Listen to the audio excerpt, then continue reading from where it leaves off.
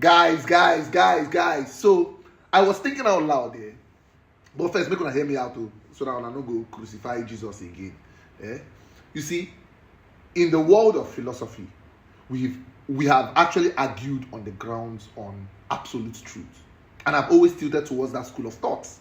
But it can't be like, say, I don't change that belief now, because I can't try to understand something. So, if I say that there is no absolute truth, or that there is no such thing as absolute truth, that everything is relative, or that all truth is subjective, and then I will go further to buttress my argument that my claim or statement itself is absolutely true.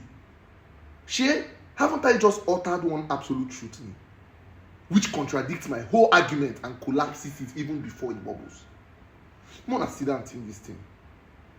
But let's say I come day more careful by saying that there is no absolute truth. Yes, and even if this sentence is only relatively true, not absolutely true, then it is possible. In fact, necessarily possible that the opposite is absolutely true in some cases. In other words, it don't open the door wide open for absolute truth to exist. So let me say this very plainly. The moment you assert that there is no absolute truth, you have only two logical options.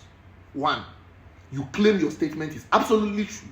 You have just declared one absolute truth, and you instantly contradict yourself. That one, a game over.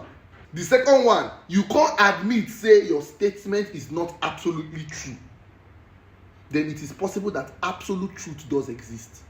After all, either way, the universal claim that there is no absolute truth, to me, is very logically impossible.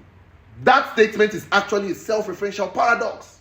Because again, like I said, if it is true, then it must be an absolute truth, which contradicts its own claim.